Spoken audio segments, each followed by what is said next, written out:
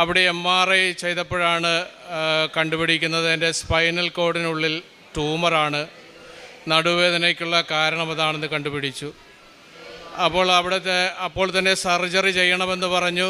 പക്ഷേ സർജറിക്കുള്ളൊരു ബുദ്ധിമുട്ടെന്ന് പറഞ്ഞാൽ ഒരു 85% തളർന്നു പോകാൻ സാധ്യതയുണ്ടെന്നാണ് അവർ പറയുന്നത്. അതിനാൽ ഞങ്ങൾ അപ്പോൾ തന്നെ സർജറിക്ക് വില്ലിങ് അല്ലായിരുന്നു. അങ്ങനെ അവിടെ നിന്ന് ഡിസ്ചാർജ് വാങ്ങി ഞങ്ങൾ പോന്നു. അതിനുശേഷം ഇവിടെ 2013 ഈ സംഭവം. 2013 കൃപാസനത്തിൽ വന്ന് ഞങ്ങളിവിടുത്തെ ദമ്പതി ധ്യാനത്തിൽ പങ്കെടുക്കുകയും അതിൽ നിയോഗം വെച്ച് പ്രാർത്ഥിക്കുകയും ചെയ്തിരുന്നു. അതിൻ്റെ ഫലമായിട്ട് അങ്ങനെ കുറച്ച് നാളുകൾക്ക് ഞങ്ങൾ എല്ലാ കുഴപ്പങ്ങളൊന്നും ഉണ്ടായിരുന്നില്ല.